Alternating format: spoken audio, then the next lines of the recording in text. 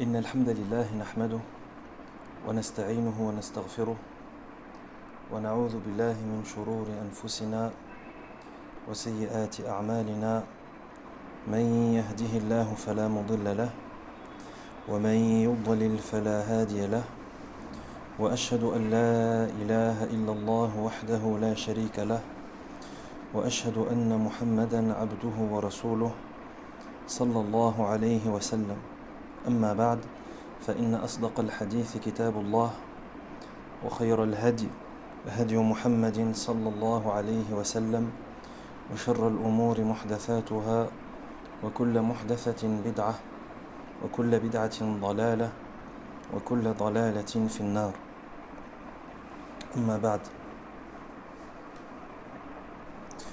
فيقول الإمام ابن القيم رحمه الله فصل ومن آثار الذنوب والمعاصي أنها تحدث في الأرض أنواعا من الفساد في المياه والهواء والزروع والثمار والمساكن. L'imam Ibn al-Qayyim rahimahullah dit min athari dhunubi wal ma'asi, parmi les conséquences des péchés et des actes de désobéissance, c'est que les péchés provoquent al-fasad, c'est-à-dire le désordre sur terre. أنها تحدث في الأرض أنواعا من الفساد. Les péchés, ça provoque sur terre toutes sortes de désordre. Donc ça provoque le désordre sur terre. Il dit au niveau de l'eau, fil miyah, fil hawa, au niveau de l'air, au niveau des cultures, des plantations et des habitations. Quelle est la preuve à cela? Étant donné que c'est un sujet important, les péchés qui provoquent le désordre sur terre, dans l'eau. Donc même dans l'eau, quand on a des problèmes au niveau de l'eau, c'est dû au péché. Dans l'air, dans les cultures, dans les habitations. Il dit la preuve à cela, c'est le verset où Allah dit ظهر الفساد في البر والبحر بما كسبت أيدي الناس ليذيقهم بعض الذي عملوا لعلهم يرجعون.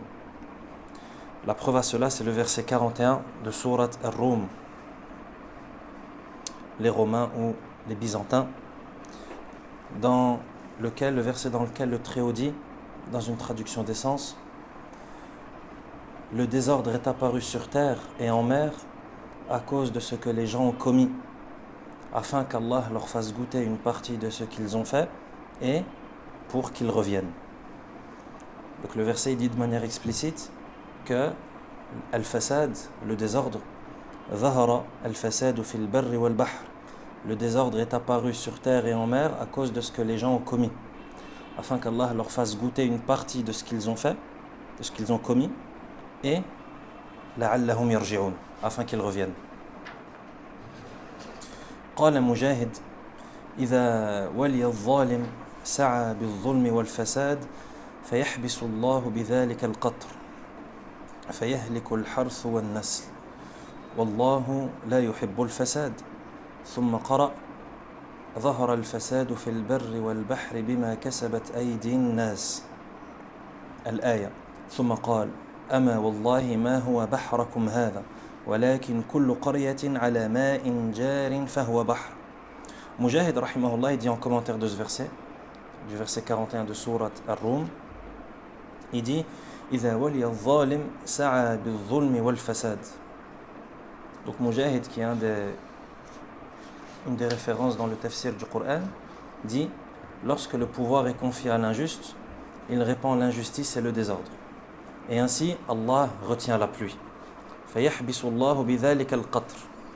Donc Allah empêche la pluie de tomber sur terre. فَيَهْلِكُ الْحَرْثُ وَالنَّسْلِ.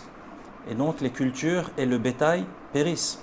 S'il n'y a plus de pluie, si l'eau ne tombe plus du ciel vers la terre, les cultures périssent, ainsi que le bétail qui se nourrit de cette pluie, ainsi que l'être humain aussi.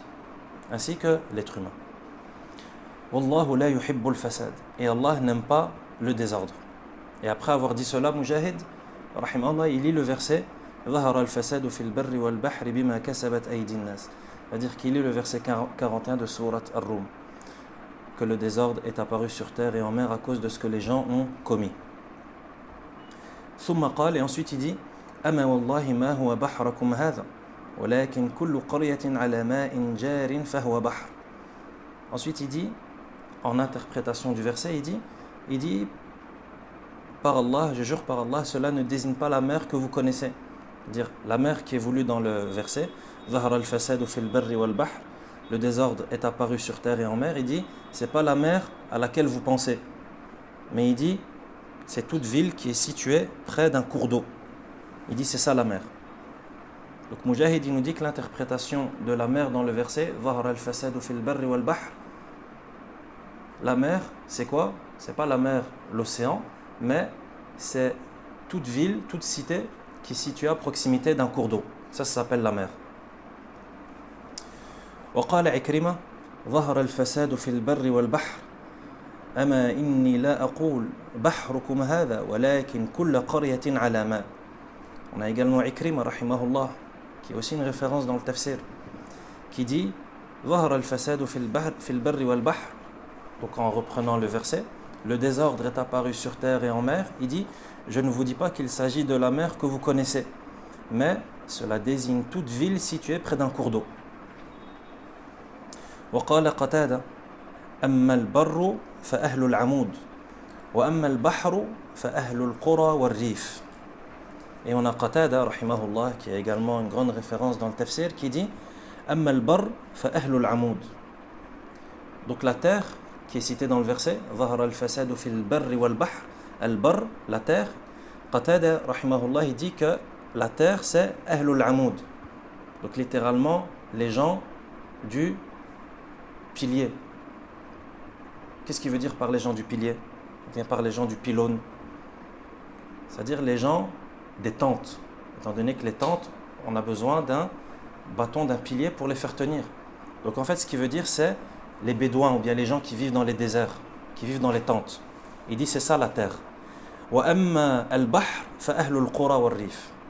Et il dit la mer qu'Allah cite dans le Coran, la mer c'est quoi? C'est Ahlul Qura wal Rif, c'est-à-dire les gens qui habitent dans les villes et les campagnes.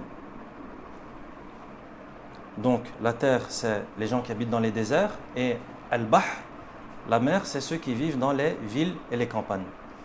Donc voilà les différentes interprétations qui ont été mentionnées par l'imam Ibn al-Qayyim rahimahullah concernant ce verset. Ensuite l'imam Ibn al-Qayyim rahimahullah lui-même il dit قلت وقد سمى الله تعالى الماء العذب بحرا فقال وهو الذي مرج البحرين هذا عذب فرات وهذا ملح أجاج وليس في العالم بحر حلو واقف وإنما هي الأنهار الجارية والبحر المالح هو الساكن فسمى القرى التي على المياه الجارية باسم تلك المياه.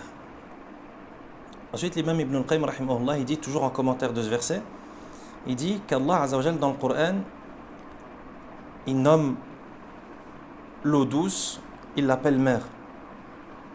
Allah Azza wa Jal dans le Coran, il appelle également mer des eaux qui sont douces, c'est-à-dire qui ne sont pas salées. Des eaux qui sont douces, c'est-à-dire qui sont non salées. C'est quoi la preuve? C'est par exemple le verset 12 de Sourate Fatir, dans lequel le Très-Haut dit وَمَا يَسْتَوِي الْبَحْرَانِ هَذَا عَذْبٌ فُرَاتٌ سَائِغٌ شَرَابُهُ وَهَذَا مِلْحٌ أُجَاجٌ. Les deux mers ne sont pas semblables. Celle-ci est douce et agréable à boire, et celle-là est salée et amère. Donc Allah Azza wa Jalla, il parle de l'eau douce et de l'eau de mer et de l'eau salée dans le Coran, de l'eau douce et de l'eau salée, et il qualifie les deux eaux de mer. Donc c'est pas parce qu'on entend bahr que ça veut forcément signifier et désigner la mer, c'est-à-dire l'océan, l'eau salée. Pourquoi? Parce que dans le Coran, Allah utilise le mot bahr pour également désigner l'eau douce. Ensuite, l'imam Ibn al-Qayyim rahimahullah, il dit alors qu'il n'existe pas sur terre de mer d'eau douce, mais uniquement de cours d'eau. Alors que la mer salée, elle stagne. Ainsi, Allah a désigné les villes situées aux abords d'un cours d'eau par le nom donné à cette eau. Donc il dit qu'Allah Azza wa Jalla, il parle des cités et des villes qui sont situées à proximité des cours d'eau. Il les a qualifiées il les a désignés par le nom qui a été donné à cette eau, c'est-à-dire al-bahr. Et comme on vient de le voir, al-bahr, on peut également utiliser ce mot pour l'eau douce. وقال ابن زيد ظهر الفساد في البر والبحر قال الذنوب. Ibn Zayd dit en commentaire du verset ظهر الفساد في البر والبحر, que le désordre est apparu sur terre et sur mer, il dit الذنوب, ce sont les péchés. قلت, يعني l'imam Ibn al-Qayyim رحمه الله, قلت أراد أن الذنوب سبب الفساد الذي ظهر. L'imam Ibn al-Qayyim رحمه الله, il dit que ce qu'a voulu Ibn Zayd quand il dit que le désordre est apparu sur terre et sur mer, le désordre est apparu sur terre et sur mer, lorsqu'il dit les péchés, ce qui veut dire c'est que les péchés sont la cause du désordre qui apparaît sur terre et en mer. Il dit وإن أراد أن الفساد الذي ظهر هو الذنوب نفسها فيكون قوله ليذيقهم لام العاقبة والتعليل. Il dit par contre, si lorsqu'il dit les péchés, il veut par les péchés le désordre lui-même, donc ici il y a deux opinions. L'imam Ibn al-Qayyim rahimahullah, il dit que lorsque Ibn Zayd dit ظهر الفساد في البر والبحر, que le désordre est apparu sur terre et en mer, il dit, Ibn Zayd dit ce sont les péchés. Ibn al-Qayyim rahimahullah, il dit que lorsque Ibn Zayd dit que ce sont les péchés, ce qui veut dire c'est que les péchés sont les causes de ce désordre qui est apparu sur terre et en mer, comme c'est la façon dont dont a été expliqué le verset. Il dit par contre, si il veut dire que les péchés c'est le désordre est apparu sur terre et en mer, s'il veut dire que les péchés ce sont le désordre, alors là l'imam Ibn al-Qayyim rahimahullah, il nous dit que à la fin du verset, lorsque le Très-Haut dit liyudhiqahum, afin de leur faire goûter, afin de, le lam en arabe, alors là il aura pour signification al-aqiba wa ta'lil, et bien entendu ça on a besoin de notions en langue arabe pour comprendre. Mais en tout cas on a les deux opinions. Et ensuite l'imam Ibn al-Qayyim rahimahullah, il dit وعلى الأول فالمراد بالفساد النقص والشر والآلام التي يحدثها الله في الأرض عند معاصي العباد فكلما أحدثوا ذنبا أحدث لهم عقوبة كما قال بعض السلف كلما أحدثتم ذنبا أحدث الله لكم من سلطانه عقوبة. Donc selon la première interprétation, la première compréhension, le désordre, al-fasad qui est mentionné, qui est voulu dans le verset, ça désigne le mal, les souffrances qu'Allah Azza wa Jal suscite sur terre lorsque les serviteurs lui désobéissent. Ainsi, à chaque fois qu'ils désobéissent à Allah, Allah suscite une punition. Comme disaient certains pieux prédécesseurs, chaque fois que vous commettez des péchés, Allah suscite par son pouvoir une punition. كلما أحدثتم ذنبا أحدث الله لكم من سلطانه عقوبة.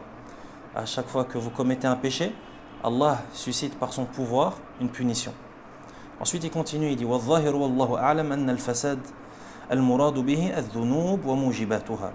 Il dit que ce qui est le plus probable, c'est que wallahu a'lam, il dit c'est que le désordre qui est voulu dans le verset, ce sont les péchés et les implications des péchés. Les péchés et les implications, les conséquences des péchés. ويدل عليه قوله ليذيقهم بعض الذي عملوا. C'est quoi la preuve à cela? C'est qu'à la fin du verset, Allah dit afin qu'il leur fasse goûter une partie de ce qu'ils ont commis. طيب. Ensuite l'imam Ibn al-Qayyim rahimahullah, il continue, il dit فهذا حالنا, et il dit ça c'est notre situation. وإنما أذاقنا الشيء اليسير من أعمالنا.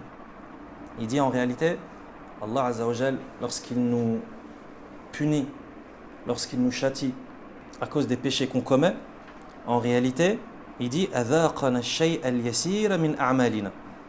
Il nous fait goûter quelque chose en guise de punition et de sanction. Il nous fait goûter une petite partie de ce que méritent nos péchés. أذاقنا الشيء اليسير من أعمالنا. C'est-à-dire que lorsqu'on pêche, lorsqu'on fait un péché, Allah Azza wa Jal fait descendre une punition. Mais est-ce que cette punition, elle est équivalente au péché? Non. Pourquoi? Parce qu'Allah dans le verset il dit quoi? لِيُذِيقَهُمْ بَعْضَ الَّذِي عَمِلُوا. Afin de leur faire goûter une partie de ce qu'ils ont commis. C'est pour ça que l'imam Ibn al-Qayyim il dit وَإِنَّمَا أَذَاقَنَا الشَّيْءَ الْيَسِيرَ مِنْ أَعْمَالِنَا. Allah il nous a fait goûter quelque chose d'insignifiant, quelque chose de très petit par rapport au péché qu'on a commis. Il dit فَلَوْ أَذَاقَنَا كُلَّ أَعْمَالِنَا لَمَا تَرَكَ عَلَى ظَهْرِهَا مِنْ دَابَّةٍ. نسأل الله العافية والسلامة. Il dit car si Allah nous avait fait goûter le châtiment pour tout ce qu'on a commis, c'est-à-dire un châtiment qui est équivalent à ce qu'on a commis à travers nos péchés, il dit لَمَا تَرَكَ عَلَى ظَهْرِهَا مِنْ دَابَّةٍ. Yani Allah n'aurait rien laissé sur la surface de la terre. Comme Allah Azza wa Jalla dit dans le Coran وَلَوْ يُؤَاخِذُ اللَّهُ النَّاسَ بِمَا كَسَبُوا مَا تَرَكَ عَلَى ظَهْرِهَا مِنْ دَابَّةٍ. Yani que si Allah châtiait les gens ou sanctionnait les hommes, وَلَوْ يُؤَاخِذُ اللَّهُ النَّاسَ, si Allah punissait les hommes بِمَا كَسَبُوا, pour ce qu'ils faisaient, ça veut dire pour tout ce qu'ils faisaient, yani de manière juste et équitable, مَا تَرَكَ عَلَى ظَهْرِهَا مِنْ دَابَّةٍ. Il n'y aurait plus aucun être vivant sur la surface de la terre, وَالْعِيَاذُ بِاللَّهِ. Ensuite il continue, rahimahullah, il dit وَمِنْ تَأْثِيرِ مَعَاصِ اللَّهِ فِي الْأَرْضِ مَا يَحِلُّ بِهَا مِنَ الْخَسْفِ وَالزَّلَازِلِ وَمَحْقِ بَرَكَتِهَا.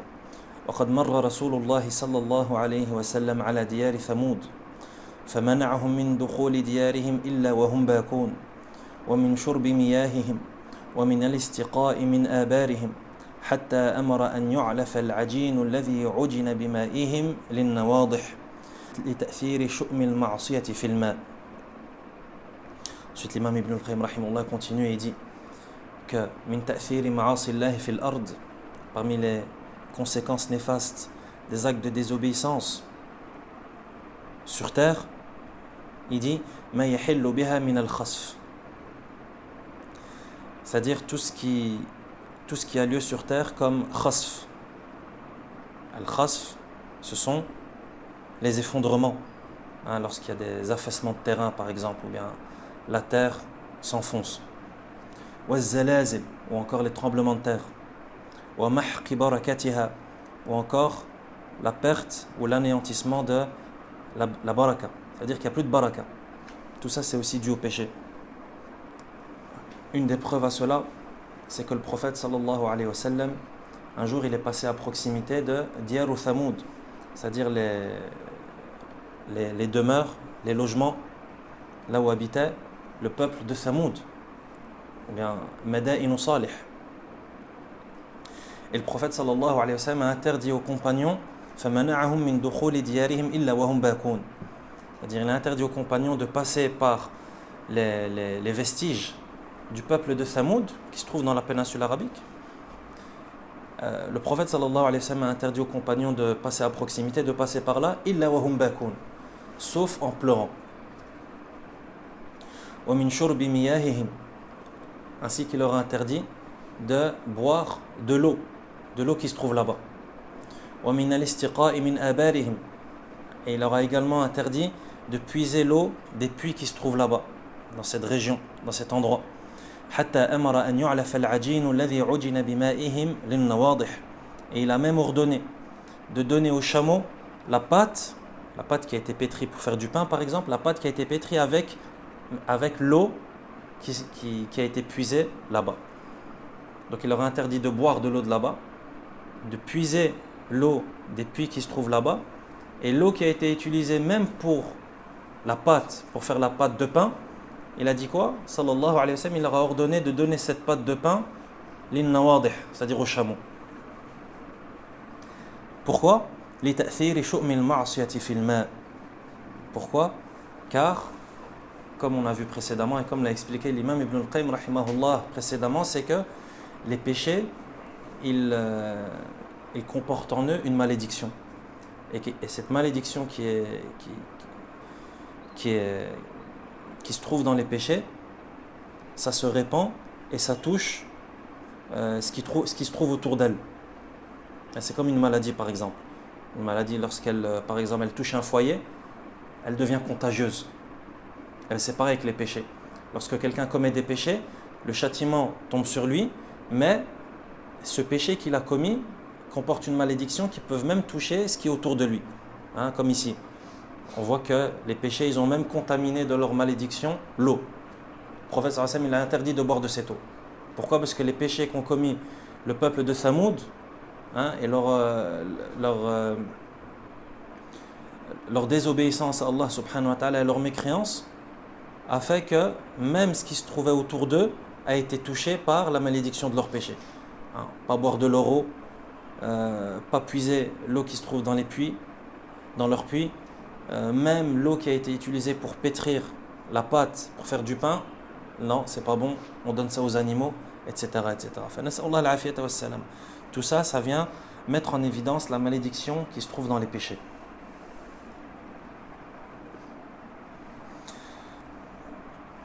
وكذلك شؤم تأثير الذنوب في نقص الثمار وما ترمى به من الآفات.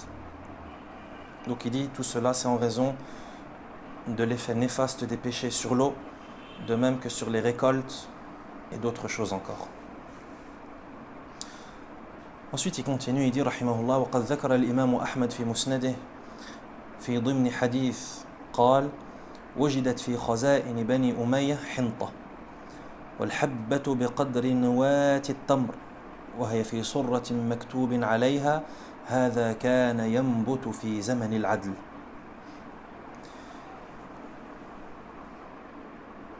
L'imam Ibn al-Qayyim rahimahullah dit que l'imam Ahmad rahimahullah mentionne dans son Musnad dans un hadith qui dit que dans un des athars qui a été rapporté وجدت في خزائن بني أمية حنطة. Un jour, on a trouvé dans les réserves de la tribu de Banu Umayya Hinta. Hinta, c'est une petite graine. Hinta, dans la langue arabe, c'est quoi? C'est une petite graine. Un jour, on a trouvé dans les réserves de la tribu de Bani Umayya une petite graine. Sauf cette graine qui normalement doit être petite. Il dit Al-habbatu biqadri nuwat at-tamr. Normalement, la graine, elle doit être petite. Mais non, elle était de la taille d'un noyau de date. وهي في surra. Et cette graine, elle se trouvait dans une petite pochette. Surra. C'est comme une petite pochette. مكتوب عليها, sur laquelle il était écrit هذا كان ينبت في زمن العدل. Ceci poussait lorsque régnait la justice. Ceci poussait lorsque la justice régnait. Donc regarde, lorsque c'est la justice qui règne et l'obéissance à Allah subhanahu wa ta'ala et la conformité à la voie de son prophète sallallahu alayhi wa sallam, les graines qui normalement doivent être petites, les graines de blé qui normalement doivent être petites, elles prennent la taille d'un noyau de date. Pour ça qu'ils ont écrit ça. هذا كان ينبت في زمن العدل. Ça poussait au moment ou bien au temps ou à l'époque où la justice régnait. وكثير من هذه الآفات أحدثها الله سبحانه بما أحدث العباد من الذنوب. L'imam Ibn al-Qayyim rahimahullah, il dit que tous ces afat, tous ces fléaux, tous ces effets néfastes, c'est Allah subhanahu wa ta'ala qui les a provoqués, qui les a suscités. Pourquoi? بما أحدث العباد من الذنوب. En raison de ce que les hommes, de ce que les gens, de ce que les serviteurs ont commis comme péché. Ensuite, il dit وأخبرني جماعة من شيوخ الصحراء أنهم كانوا يعهدون الثمار أكبر مما هي الآن. L'imam Ibn al-Qayyim rahimahullah, il dit que certaines personnes âgées, أخبرني جماعة من شيوخ الصحراء, certaines personnes âgées qui habitaient dans le désert des Bédouins, l'ont informé, Ibn al-Qayyim rahimahullah, أنهم كانوا يعهدون الثمار أكبر مما هي الآن. Qu'à leur époque, c'est-à-dire que lorsque ces personnes âgées étaient plus jeunes, les fruits étaient beaucoup plus grands. Et ils n'étaient pas habitués à cette petite taille de fruits. Et il dit وكثير من هذه الآفات التي تصيبها لم يكونوا يعرفونها. Et que beaucoup de malheurs et de fléaux qui les frappaient à l'époque, ils ne les connaissaient pas lorsqu'ils étaient plus jeunes. وإنما حدثت من قرب. Mais ce sont des fléaux qui sont apparus récemment. Donc ça, ce sont les personnes âgées de l'époque d'Ibn al-Qayyim rahimahullah qui disaient ça. Pourquoi? À cause, encore une fois, des péchés. À cause des péchés. Cette personne âgée qui disait que nous, à notre époque, les fruits étaient beaucoup plus grands. Et à notre époque, il y a des malheurs, il y a des fléaux qui arrivent aujourd'hui. On ne connaissait pas nous ça avant. Par exemple, un certain type de maladie, un type d'épidémie, la fréquence de tremblements de terre, etc. Ils disaient, nous, on ne connaissait pas ça à notre époque. Et de la même manière que toi également, si Allah Azza wa Jal allonge ta vie et fait que tu vieillisses, ben c'est ce que tu diras également, Inch'Allah, à tes enfants, ou à tes petits-enfants, ou aux nouvelles générations, de ce que tu verras dans ce quotidien. Tu leur diras, nous, à notre époque, on ne connaissait pas ça. Ou bien nous, à notre époque, à la belle époque, c'était comme ça. Et aujourd'hui, c'est devenu comme ci et comme ça. Pourquoi? Parce que le temps, c'est comme ça. Comme a dit le prophète sallallahu alayhi wa sallam, que chaque époque qui vient est pire que celle qui la précède. Donc toi aussi, ce sera comme ça quand tu vieilliras, quand tu grandiras. Tu diras, moi, à mon époque, la belle époque, on avait ci, on avait ça, on ne connaissait pas telle maladie, on ne connaissait pas tel problème, on ne connaissait pas telle problématique. Les fruits étaient plus grands. Peut-être que tu vas le voir aussi de tes propres yeux. Peut-être que la pomme que tu manges aujourd'hui, elle a une certaine taille. Peut-être que Allah Azza wa Jal va décider que le châtiment et les effets néfastes des péchés va causer la diminution de la taille des pommes, par exemple. Tu ne peux pas savoir ce qu'Allah subhanahu wa ta'ala a prédestiné. Walakin, ce qui est sûr, c'est que chaque période et chaque époque qui vient est pire que celle qui la précède. Même dans la baraka du temps. Yannick, tu remarques que toi-même, par exemple, il y a 5 ans ou il y a 10 ans, tu avais l'impression de faire plus de choses en une journée. Tu avais l'impression d'être beaucoup plus productif. Pourquoi? Parce qu'il y a aussi cette bénédiction dans le temps qui se perd à cause justement des péchés, etc. Nas'Allah al-afiyata wal-afwa wal-salama. وأما تأثير الذنوب في الصور والخلق فقد روى الشيخان عن النبي صلى الله عليه وسلم أنه قال خلق الله آدم وطوله في السماء 60 ذراعا فلم يزل الخلق ينقص حتى الآن. L'imam Ibn al-Qayyim rahimahullah, il continue et dit que pour ce qui est des conséquences des péchés sur l'apparence des hommes, on a le hadith du prophète sallallahu alayhi wa sallam qui est recueilli par le Bukhari et Muslim qui dit خلق الله آدم, Allah a créé Adam وطوله في السماء 60 ذراعا, alors que sa taille au ciel était de 60 coudées. 60 ذراعا. Donc ça c'était la taille de Adam alayhi salam, 60 coudées. فلم يزل الخلق ينقص حتى الآن. Le prophète sallallahu alayhi wa sallam continue et dit et les hommes n'ont cessé de rapetisser jusqu'à aujourd'hui, de rétrécir jusqu'à aujourd'hui. Donc Adam alayhi salam, qui est le père de l'humanité, qui est notre père à tous, il faisait 60 coudées. Et ensuite, de génération en génération, l'homme n'a cessé de rétrécir jusqu'à aujourd'hui. Et le hadith est dans le Bukhari et Muslim. ولما يطهر الله سبحانه وتعالى الأرض من الظلمة والفجرة والخونة ويخرج عبدا من عباده من أهل بيت نبيه صلى الله عليه وسلم فيملأ الأرض قسطا كما ملئت جورا ويقتل المسيح اليهود والنصارى ويقيم الدين الذي بعث الله به رسوله وتخرج الأرض بركتها وتعود كما كانت حتى إن العصابة من الناس ليأكلون الرمان ويستظلون بقحفها ويكون العنقود من العنب وقر بعير وإن اللقحة الواحدة لتكفي الفئام من الناس وهذا لأن الأرض لما طهرت من المعاصي ظهرت فيها آثار البركة من الله تعالى التي محقتها الذنوب والكفر. ولما يطهر الله سبحانه وتعالى الأرض من الظلمات والفجرة والخونة, c'est-à-dire lorsqu'Allah voudra purifier la terre des injustes, des dépravés et des traîtres, il dit ويخرج عبدا من عباده من أهل بيت نبيه صلى الله عليه وسلم, et qu'il suscitera, c'est-à-dire qu'il enverra un de ses serviteurs issus de la famille de son prophète sallallahu alayhi wa sallam, qui remplira la terre de justice comme elle a été remplie d'injustice. Et ici l'imam Ibn al-Qayyim rahimahullah, il fait allusion à qui? Au Mahdi. Non. C'est-à-dire que lorsqu'Allah Azza wa Jal voudra purifier la terre des injustes, des dépravés, des traîtres, et qu'il enverra un de ses serviteurs issu de la famille du prophète sallallahu alayhi wa sallam, qui remplira la terre de justice comme elle a été remplie d'injustice.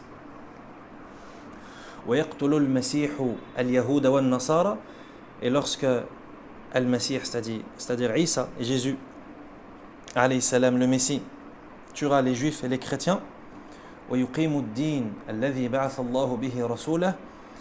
qu'il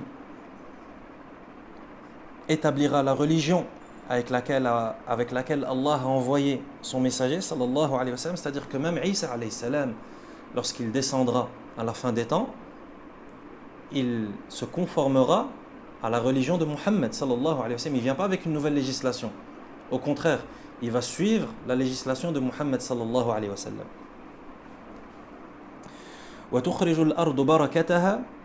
Et que la terre fera sortir ses bénédictions, et qu'elle reviendra comme elle était initialement. À cette époque, après l'arrivée du Mahdi, la descente de Isa alayhi salam, et tout ce qui va se passer à cette époque, c'est-à-dire vers la fin des temps, après que le Mahdi soit venu et que Isa alayhi salam descendra du ciel et qu'il fera ce qu'il fera, l'imam Ibn al-Qayyim rahimahullah, il dit que la terre fera sortir ses bénédictions. Pourquoi? Parce que la terre, elle va être remplie de justice. Donc, il n'y aura plus d'injustice, il n'y aura plus de péché. Il dit à tel point que l'isaba min an-nas, c'est-à-dire un groupe d'hommes, un groupe d'hommes mangera une grenade, ar-rumman, et ça leur suffira. Et aujourd'hui, une grenade, est-ce que ça suffit à plusieurs personnes? Là, à cette époque, oui. À cette époque, ça suffira. Pourquoi? Parce que la grenade, elle sera différente. Il dit et ce groupe d'hommes mangera d'une seule grenade, et al-qihf, c'est-à-dire la pelure, la peau de la grenade, elle leur servira de quoi? Elle leur servira de parasol. On imagine la grenade à quoi elle ressemble? Pour qu'un groupe de personnes puisse s'en servir de parasol. Et toi, aujourd'hui, les parasols que tu prends pour aller à la plage, vous mettez à combien en dessous? 1, 2, 3 personnes? 4, grand maximum. Al-Isaba min an-nas, un groupe de personnes qui se mettent sous une grenade comme parasol. Imagine la taille de la grenade. Pourquoi? Parce qu'il n'y a plus de péché. Donc, les choses reprennent leur forme initiale.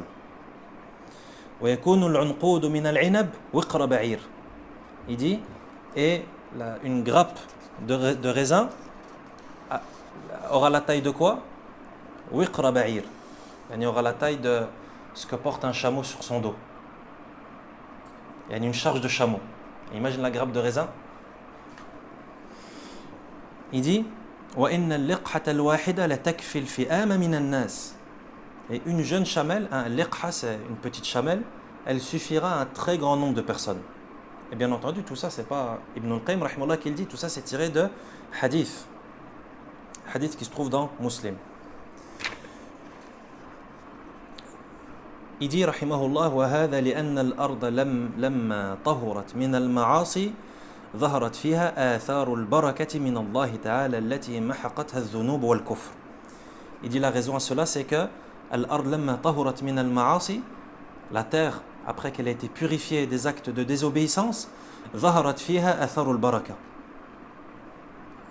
Les effets, cette fois-ci, pas les effets néfastes, mais les effets de la bénédiction, آثار البركة, ظهرت, ils apparaissent. من الله سبحانه وتعالى, la bénédiction qui vient d'Allah subhanahu wa ta'ala, التي محقتها الذنوب والكفر. Cette bénédiction qui auparavant avait été anéantie par les péchés et les actes de désobéissance. Donc regarde, lorsque les actes de désobéissance et les péchés disparaissent, regarde ce qui se passe. C'est pour ça que l'imam Ibn al-Qayyim rahimahullah, il nous parle de ça. Parce qu'il nous disait juste avant que les péchés, qu'est-ce que ça fait? Ça anéantit, ça fait partir la baraka.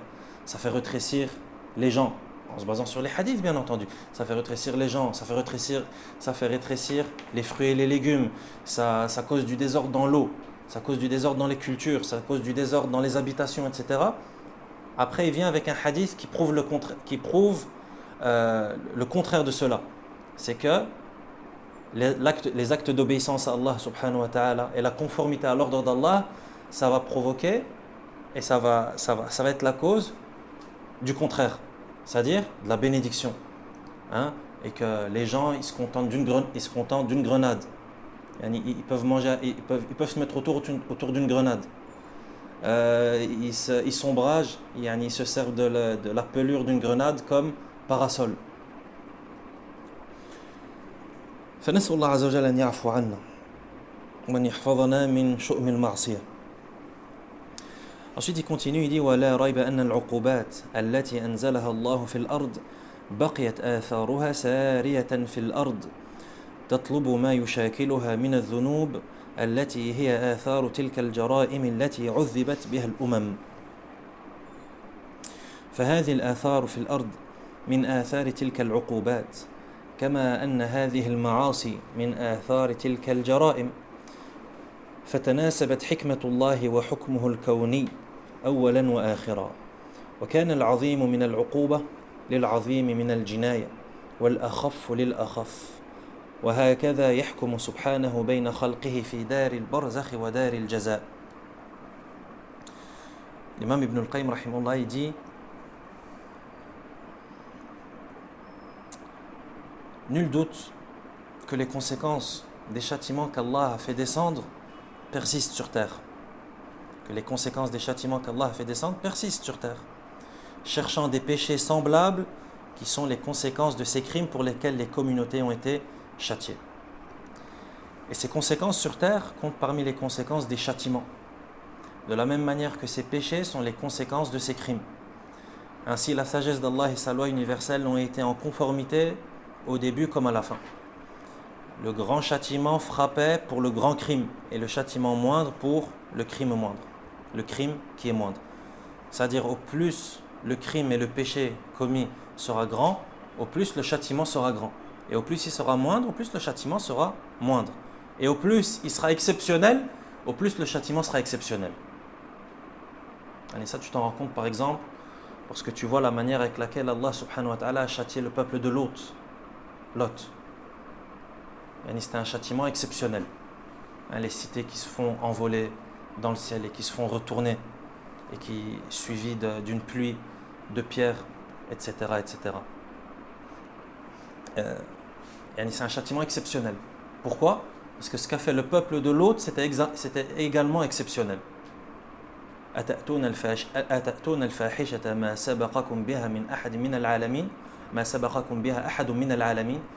Ce qu'a fait le peuple de Lot à l'époque, c'était quelque chose d'exceptionnel. C'était du jamais vu dans l'histoire de l'humanité. À tel point que même les Arabes, lorsque le Coran il a été révélé, les Arabes, comme disait l'un d'entre eux, il disait si ce qu'a fait le peuple de Lot, c'est-à-dire l'homosexualité, etc., si Allah ne nous en avait pas parlé dans le Coran, on n'aurait pas été au courant. Nous ne connaissions pas ce genre de choses. Ça leur passait même pas par l'esprit, ça traversait même pas leur esprit que ce genre de choses puisse être commise. Et il dit si Allah ne nous avait pas dit dans le Coran que ces choses ont existé, on l'aurait pas su. C'est dire le caractère exceptionnel de ce qu'a fait le peuple de Lot. C'est aussi d'ailleurs pour ça que dans le Coran, lorsque Allah Azza wa Jalla nous parle de cette histoire du peuple de Lot, la plupart du temps, Allah il parle de quoi? De quel péché qu'ils ont commis? L'homosexualité. Est-ce que ça veut dire qu'ils n'étaient pas mécréants? Non, ils étaient mécréants, ils commettaient du shirk. Walakin Allah nous parlait de ce péché qu'ils ont commis. Pourquoi? Parce que c'était ça qui était exceptionnel dans leur cas. Mais ça n'empêche pas que c'était des mécréants et polythéistes. Au plus le châtiment est exceptionnel, au plus le crime commis et le péché, l'acte de désobéissance qui est commis est exceptionnel, au plus le châtiment le sera. Toujours suivant la règle. Al-jaza min jinsil amal. C'est que la rétribution elle est de même type que l'acte qui est commis. Et tu commets quelque chose de grand, quelque chose de grave, le châtiment il sera grave. Quelque chose de plus petit, le châtiment sera plus petit. Tu fais du mal aux autres, on te fera du mal. Tu te comportes pas bien avec tes parents, quand tu auras des enfants, ils se comporteront pas bien également avec toi. Et c'est comme ça. Allah Azza wa Jal, même dans son châtiment et même dans sa sanction, il est sage, subhanahu wa ta'ala. Et il y a une sagesse derrière tout ça. Ensuite, il continue, rahimahullah, et il dit وَتَأَمَّلْ مُقَارَنَةَ الشَّيْطَانِ وَمَحَلَّهُ وَدَارَهُ فإنه لما قارن العبد واستولى عليه نزعت البركة من عمره وعمله وقوله ورزقه ولما أثرت طاعته في الأرض ما أثرت نزعت البركة من كل محل ظهرت فيه طاعته وكذلك مسكنه لما كان الجحيم لم يكن هناك شيء من الروح والرحمة والبركة. Ensuite il dit, médite et réfléchis sur la compagnie du shaitan, wa mahallah, wa dara, ainsi que sa demeure et l'endroit où il est. Il dit فإنه لما قارن العبد واستولى عليه نزعت البركة من عمره وعمله وقوله ورزقه. Il dit le shaitan, lorsqu'il est en compagnie de l'homme et qui domine l'homme, le serviteur, qu'est-ce qui se passe? La bénédiction, elle est retirée de l'existence de cette personne, de ses actes, de ses paroles et de ses richesses. C'est-à-dire que lorsque le serviteur ouvre la porte au shaitan et se laisse dominer par le diable, qu'est-ce qui se passe? La bénédiction, elle part.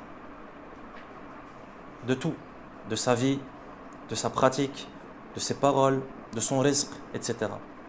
Il dit وَلَمَّا أُثِّرَتْ طَاعَتُهُ فِي الْأَرْضِ مَا أُثِّرَتْ نُزِعَتِ الْبَرَكَةُ مِنْ كُلِّ مَحَلٍ ظَهَرَتْ فِيهِ طَاعَتُهُ. Il dit de la même manière que lorsque l'obéissance au diable, elle est préférée à l'obéissance à Allah subhanahu wa ta'ala de manière sous-entendue, c'est-à-dire lorsque l'obéissance qu'on lui voue, elle est préférée, qu'est-ce qui se passe? La bénédiction, elle est également retirée de tout lieu où est apparue l'obéissance au shaitan. Et il en est de même pour sa demeure. Bien entendu, quand tu lis ce genre de choses, tu penses directement à quoi? Lorsque l'obéissance au shaitan, elle est préférée dans un endroit sur terre, la bénédiction, elle part.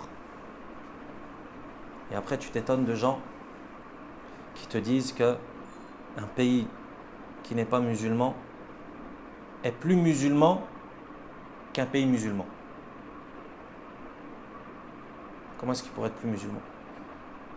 Et comment est-ce qu'il pourrait y avoir plus de bénédictions dans un pays qui n'est pas musulman? Un pays qui n'est pas musulman, c'est l'obéissance à qui est préférée dans ce pays?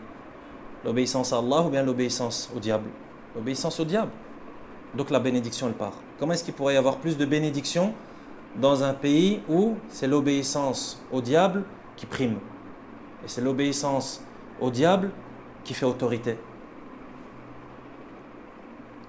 Et t'entends des gens qui, malheureusement, par ignorance, on revient toujours à l'ignorance, ou bien d'autres raisons, voilà qu'en là-bas c'est l'ignorance, qui disent non mais dans ces pays il y a du bien, il y a de la bénédiction, il y a de l'argent, il y a du confort. Là, tout ça c'est juste superficiel. La véritable bénédiction tu la trouves pas là-bas. La véritable bénédiction tu la trouves là où c'est l'obéissance à Allah qui prime. Même si l'obéissance elle n'est pas parfaite, on reste dans ce bas monde. Ça veut dire qu'il y aura toujours imperfection. On n'est pas en train de dire qu'on vit au paradis et que les gens sont parfaits et que les gens obéissent à Allah de manière complète et comme il se doit. Mais il y a une différence entre un pays musulman et un pays qui ne l'est pas. Un pays où c'est l'obéissance à Allah qui est majoritaire, c'est l'obéissance à Allah qui est la référence, même si elle n'est pas mise en pratique, mais au moins c'est la référence. Dans un pays où on dit ouvertement que l'obéissance au diable elle est meilleure que l'obéissance à Allah, même si on le dit dans d'autres mots. On ne peut pas comparer. La yastawiyan.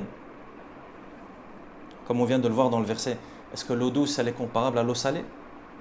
La yastawiyan.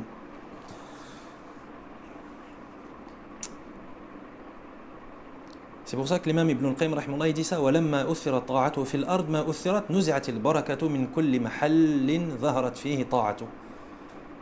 Au plus l'obéissance au shaitan fera autorité, elle sera préférée à l'obéissance à Allah, au plus la bénédiction va partir.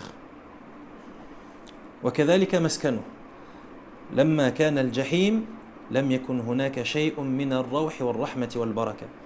Et il dit, et c'est pareil pour maskanu, c'est-à-dire la demeure. C'est quoi la demeure finale du shaitan? C'est l'enfer. Donc étant donné que c'est l'enfer, il est logique que cet enfer soit absent de toute bénédiction. Pourquoi? Parce que c'est la demeure finale du shaitan.